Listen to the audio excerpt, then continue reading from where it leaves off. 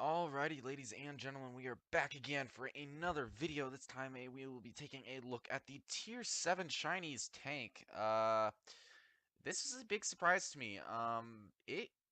It's actually really good. I really like this tank. Yeah, we're gonna do a stats rundown, 2 bits of gameplay. Hope you guys enjoyed. This might be the gem of the line in my opinion. The Tier 8 just feels like a watered down Type 59. The Tier 9 feels like a watered down T34, but this thing has a very unique gun, very unique position in my opinion. So we'll take a look at it first, how it looks fully kitted out with rammer, optics, and the basic 3, as well as some provisions and the top modules. Then we'll take a look at it how I have it and how the games will be for you guys with a 82% crew and without the improved optics or um, cabin improved modules. All right, anyways, hit points. This will be one of the lowest of them all at tier 7. Out of the tier 7 mediums, you're going to be sitting at 1100 hit points. Your view range with your optic is going to be 278 meters. Again, one of the lowest. DPM, again, also one of the lowest, is 2145. That's still pretty good. It's better than some tier 8 medium tanks at this tier as well. And considering you basically have the same gun as the Type 59 and the Mod 1 in terms of performance, you're going to be sitting at 175 millimeters of standard AP pen, which is the second best of the lot of tier 7 medium tanks. In terms of damage, you'll be sitting at 280, which is a very meaty thing down here at tier 7. You can really wreck some heated tanks down here, guys. It's 280 alpha is just great. This is what the 121 should feel like at tier 10, in my opinion. This tank is just, it's very enjoyable. Um, Shell velocity is fairly low on the tank, less than 900 meters per second. Penetration loss over distance is again fairly high. Caliber 100 millimeters, highest caliber medium tank gun at this tier. Rate of fire, you're sitting at 7.66 rounds per minute, so you have the slowest rate of fire. Your reload time, though, is under the 8 seconds, which is still pretty damn good, and it's actually faster than the Tier 10 tank. It's this longer reload time with the alpha is a lot more noticeable down here at Tier 7 than it would be at a higher tier. Your aim time, without any gun stuff, you're going to be sitting at 2.8-second aim time, which is actually pretty good for it's kind of in the middle of the pack for tier 7 medium tanks. Dispersion is pretty bad. It's kind of awful with 0.38. So you might want to consider running the uh, uh, dispersion buff over vertical stabilizers because this tank does have fairly okay dispersion factors. A little bit low, or a little bit high, rather, on rotating the turret. However, even with 80% crew that I have, it is still fairly comfortable and fairly able to put those shots in. And you have pretty good pens that most tanks at this tier, you really don't have to aim too much to pen. And if you do need to pen, you can load your premium rounds, which gives you 235 millimeters of AP pen, which is less than some tier 7s, but at the same time, it's still pretty good for a tier 7 medium tank. Knock that off. We already talked about dispersion. Gun depression, 6 degrees. Not great, but it's workable. If you played the 62A Object 140, you're going to be able to play with 6 degrees of gun depression. It's definitely very nice. It would be nicer to have the 7 or 8 degrees that the Type 59 has, but at the same time, 6 degrees combined with your rather strong turret does give you the opportunity to bounce some very nice shots. 18 degrees gun elevation, again, elevation is a little bit low. Speed, you're going to be sitting at a 50 kilometer hour top speed, 20 backward, which is very good. That's something that I noticed that is in common with all of the Russian medium tanks. They all are pretty nippy backwards, which does help them poke up, expose only their turret, and get the bounces off their upper plate or turrets, because all these tanks from tier 7 up seem to have rather strong turrets for their tier. Mobility, though, is fairly heavy. You're sitting at 32 tons. It's mostly from that very heavy turret. Effective power to weight is not great on this tank. You're sitting at 17.6 on hard terrain, 16 on medium terrain, and 13 on soft terrain. So you're to the bottom or the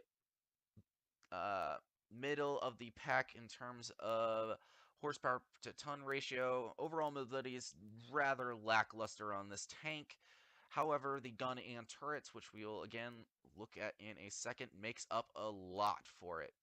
In terms of traverse speed, you're going to be sitting at 50 degrees on hard terrain, 45 on medium terrain, and 38 on soft, which is actually pretty good. So this tank does seem to have rather good um, terrain resistances, at least on soft. You are a very, very, very small and just a very small tank. Think type 62, maybe smaller. So yeah, you're one of the smallest medium tanks at this tier, very low, which gives you the ability, as you'll see later on, to go hold down in some fairly interesting areas where some other tanks at this tier might not be able to go hold down. Speaking of hold down, why do I think this tank is so good? Well, let's take a look at the turret. You're sitting at 170 millimeters of frontal turret armor. With the angling and stuff, you're sitting at maybe a minimum of 190 here on the cheeks, which most tanks at this tier, especially mediums and lights and even some heavies, don't have much more than 175 to 180. Some of them, like the ARL, might have 200, 212 or so. So yeah, even some tier 8s are going to bounce off this turret. Don't assume that you're going to bounce like JP2 rounds and stuff, but if you're going up against medium tanks, you can feel free to expose your turret for fairly long periods of time because you have a very, very, very robust turret. Upper plate, however, you're sitting at 62 millimeters of upper plate armor, which is, well, pretty bad. You do have a bar of 78 millimeters of armor, however, that is not very well angled at all, so you're not going to be bouncing much off your upper plate. However, if you do angle a lot around hills and stuff, you can get some nice troll or unpenetrable bounces. To me, this armor profile felt a lot like the T34 lightweights. So if you've ever played that tank, you know that its upper plate can be surprisingly bouncy if you deliberately over-angle it. Give people your upper plate, bait them into shooting this area, bait them into shooting your turret while you're moving back and forth. If you wiggle and jiggle, you will get some troll bounces. I will also like you to note that the side armor, while not particularly strong, is 46 millimeters, which means that you can side scrape against some medium tanks if you absolutely have to, as well as the upper plate, upper side on this armor is very, very, very nastily sloped, which means that you can get some very troll bounces off the side of your armor when people don't expect it to be a bounce. So here you can see it's about 180-ish millimeters on the side, but up here it goes up to 220, 230. So this upper side of your armor is very good indeed. Side on, people aren't going to really have much trouble penetrating you, but rear, not much trouble penetrating you. You can get some weird, funky auto bounce angles off the rear of your tank, but don't count on that. Use your amazing godlike turret at tier 7. Use your high alpha to peek-a-boom to your heart's content and develop that perfect 1-2-1 playstyle that the 1-2-1 doesn't seem to quite be able to do for me. So we'll get into 2 bits of gameplay. Hope you guys enjoy, and let's go. Alrighty, ladies and gentlemen, we'll get into the first match here. Today we'll be seeing the T34-1. I will be playing with Named in Cruel's second clan. Named is a good old buddy from the Heater days. However, when Heater fell apart, he left, as did I. Anyways, I'm going to be pushing the hill on mines. You can kind of see the mobility here. It's not great. I've Named is playing in the T20, so he has the gun depression. I'm going to get to this rock because I have a pretty strong turret. I'm going to try to put the shot into anybody who tries to push up on the hill. See, the ARL has his turret turned. However, I get lit up, so I'm going to back off. ARL has a pretty good gun for a tier 7 heavy. However, he shows me the side of his turret. I'm able to put a nice meaty 281 damage roll into there. I roll higher than him with alpha, so yeah, and I'm a tier 7 medium tank. This tank is very good for trading with most tanks at this tier. Bounce a weird turret off the rear of the KV-1S. I have to emphasize that I had less than 80% crew at this point. Named has taken a ton of damage there. I'm going to pop out and this time put a nice shot into the side of that KV-1S, who appears to be using the 160. Anyways, I spot a tier 7 mutant. Put a nice one into the side of his turret at the same time Name does as well. So we do a combined about 530 there. I'm going to look for another shot into the side of his turret. Get another one into him. 280, exactly average. I'm just working this ridge line using my turret. The armor inspector of me isn't very good. They're not able to quite get shots here. Poor accuracy on my part, poor aiming. I bounce a shot there from the ARL, either off my turret, off my steeply upward angled plate. Going for HE shell, got into this guy. I'm really, really, really wanting it. Derp one into the rock there. So again, not quite good aiming on me. I could have had better target choice here. However, that guy does need to go down. Luckily, my platoon mate is there to take him out. I see that there is a easy 8 there on the down near one of their spawns. Unfortunately, I bounced a shot there off that ARL's angled upper plate. I'm going to decide to push up. I'm willing to eat a shot here because I need to take out this uh, Helsing. I'm going to hold down on this wreck. Obviously, the M4 is trying to take out the overpowered Flat Panzer that, even though got a traverse nerf, it still has insane DPM, so I do eat one from him as I go around. I'm not quite tall enough. You can see just how short I am that I'm not able to aim over the hull of a KV-1S. Pop out, do another one to him while he is focused on my teammate. Platoon mate of mine does go down from him, so I'm going to work her out here. Knew he fired. Pop out, get the kill on him. My platoon mate at this point had said that this guy was AFK or just kind of botting around. So I go around the corner really, uh, not very cautiously. Take a shot there. Lose my viewport. Then I get tracked. So not very good positioning on my part. Unfortunately, he comes out. I only track him, so I'm going to pull back. Reload, reset camouflage. Luckily, my team is able to get the kill. Unfortunately, all three of us are now at very low health. KV-13 does have the 122mm, and he has a very large amount of hit points, so I am going to try and possibly use my turret. I knew that the pen on the top 122mm gun on that is only 175 or so, so I should be able to reliably bounce shots with my turret. I'm going to get to this rock, hopefully try and bait some shots into my really staply upward angled plate. Unfortunately, I go around the corner, saw that he was aiming my way, I got lit up. I didn't want to risk it because I didn't have great confidence in my team because the team game before this I had done 2.2k and nobody else on my team did over 5 or 600, so I was a little bit leery of my team's ability to do anything. KV2 doesn't give any shits, decides to push in on the now capping KV3, who's doing a pretty good job of trying to lure us out. Unfortunately, if the KV3 was a better player, he probably could have gotten the win. I decided to drop off the cliff while he's distracted. By the look of that damage, it looks like the KV2 on my team is using the 122mm derp. So the Jagdpanzer pops out as well. The KV-3 was a little bit more mobile than I thought he was. Another little bit of chip off his hit points. Unfortunately, he does take out our KV-2. However, he fired, which means that I can get some shots.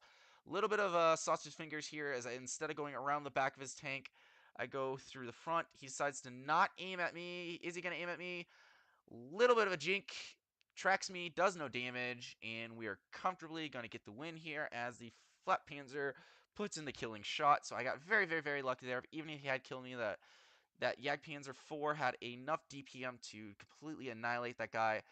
I did 2.9k, came top on my team, picked up a couple of kills at the same time. So now we're going to hop into the second match. This time we'll be on Black Goldville. I'm going to use a fairly specialized position for this tank in the very early part. You see the rather poor mobility again, though at this point I only had an 82% crew, so I really like this tank though. It's a lot of fun. It has a lot of alpha. Even with the 80% crew, it's almost overpowered in my opinion. Mobility's not quite that good. As you can see, the VK30-2M is able to pull away from me. Unfortunately, I was going to cut over behind him, but I had to stop. The acceleration on this tank isn't good enough. There's a Dracula there. I know he's going to spot me. I'm going to get hit if I go out. So I'm going to use this little ridge line here to go hold down. So only my turret is showing at this point. But a nice meaty shot into that M4. Going to just wait. Still use this area to hold down. I decided to push up while nobody is spotted. Again, very low profile tank.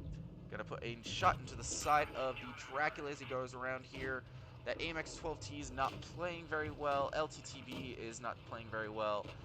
The VK3202M is about to go down. I'm going to go around this corner. Confident that my team is distracting that Dracula and that there were no tanks to shoot me. Put one into that M4. I'm going to pop around the corner. Don't really have to aim at the front of that tank with 175mm of pen, which is about as much as the 122mm guns on the Russian heavies at this tier. Dracula finally goes down. However, they pretty much killed 3 of our tanks at this point. ARL is going to come around the corner. I'm going to put one in the side of his turret back down because I don't want him to get killed. I noticed that there are now 2 TDs behind me. I was going to focus on this ARL. He does have a stock gun, it looks like, or maybe the 105, so his pen's not going to be the best. DPM's not going to be the best. Don't quite get a reload enough on him. Luckily, those 2 TDs decide not to YOLO the new tank. However, those 2 TDs, top tier, are very, very, very dangerous. Our Hell Kitty decides to ram him. I don't want to go out because there is another tank alive somewhere on here. I just now noticed that he had popped up. Put one into the side of him. I'm gonna go look at those 2 tanks over there. They die. We need to get this TD out of here. He has a lot of DPM. He's rather heavily armored, and he's just chewing through my teammates.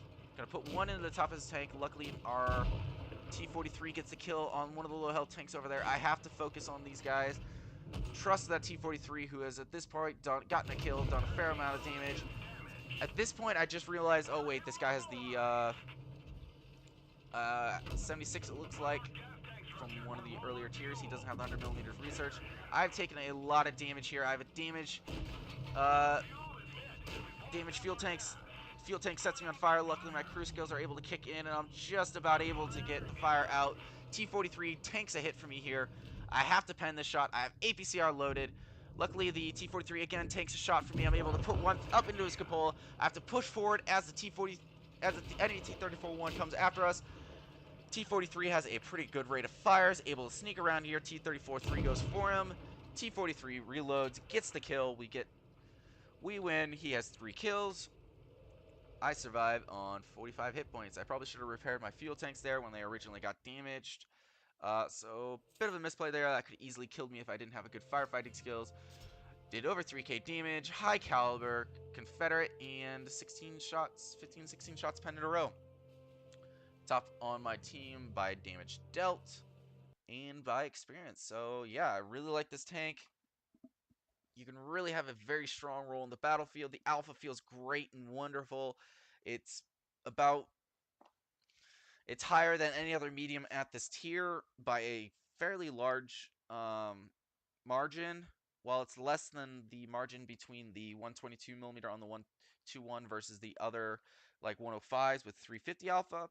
At tier 7, 6, 7, and 8, the gap between the damage is a lot more noticeable and a lot more impactful. With the increase between damage, like 225 alpha at tier 7 is considered rather high alpha. It's kind of was the calling card of the T20 was having a rather high alpha for Pika booming versus other tier 7 mediums with their 160 alpha. So you're able to pretty much trade 280 for potentially 0 or even 160 alpha, or 225 if you get hit by 90mm. You have a very, very, very impressive turret. You can bounce an impressive amount of damage with this tank. So I'm a big fan. I think this is the gem of the line. The highlight, whatever you want to say. I really like it. Hope you guys like it. Let me know what you think. You guys are awesome. I'm going to hopefully get this tank deleted, get a better review out here, and get my ace before people start playing it en masse. But I definitely think this is one of the better of the line. Let me know what you guys want to see next. And tank